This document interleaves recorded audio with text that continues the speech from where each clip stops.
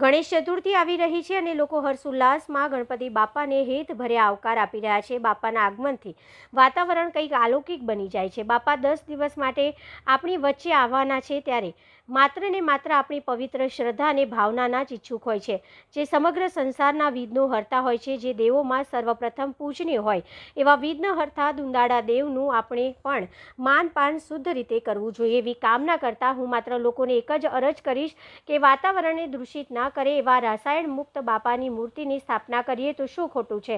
પર્યાવરણને દૂષિત ના કરે તો શું ખોટું? બસ આ મંથન કરતાં ફરી એક વિચાર આવ્યો કે હું મૂર્તિકાર છું અને જાતે જ મૂર્તિ બનાવીને નાણાકીય પરિસ્થિતિ ના હોય એવા લોકોને ત્યાં બાપાની પધરામણી થાય તો શું ખોટું?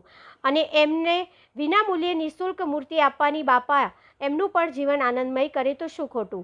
અને બસ આ જ વિચાર ફરી આ વર્ષે બાપાના આશીર્વાદ સહ 151 મૂર્તિ બનાવી છે, જેમાં માત્ર માટીનો જ ઉપયોગ કર્યો છે અને નાના ભૂલકાઓને જ્ઞાનમાં વધારો થાય એ માટે પર્યાવરણ પ્રદૂષણ મુક્ત રહે એવા સામાજિક જાગૃતિનો સંદેશના માધ્યમથી પહોંચાડવાનો પ્રયાસ કરી રહ્યા છે કે શક્ય એટલું ઓછા રંગના રંગાયેલી મૂર્તિની સ્થાપના કરીએ તો શું ખોટું? અને એમ પણ વારંવાર કુદરતી આફતનો સામનો કરીએ છીએ. આવા સંકટ સમયે કુદરતને યાદ કરી બાપાને સાચા મનથી આવકારીએ.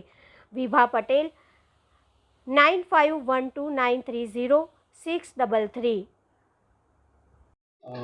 કેટલી મૂર્તિ છે અને કઈ તારીખે વિતરણ કરીશું અને કેટલા ટાઈમથી વિતરણ કરવામાં આવે છે?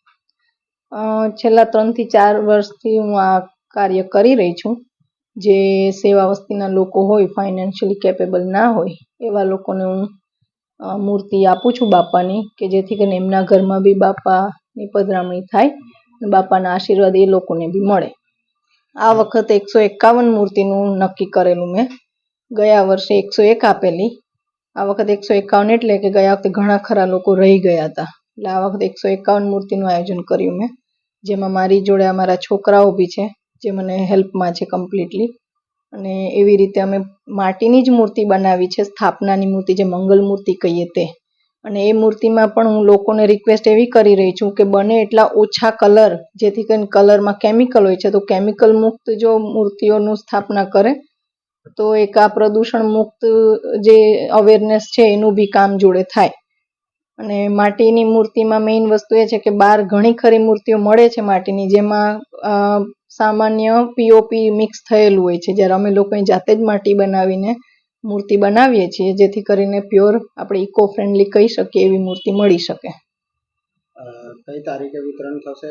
5મી આપણે 7મીએ ગણેશ ચતુર્થી છે, 7 સપ્ટેમ્બરે, અને 5મી સપ્ટેમ્બરે મેં મારા સ્ટુડિયો પર અહીંયા જ રાખ્યું છે, જેથી કરીને લોકો અહીંયાથી એમની મૂર્તિ લઈ લે.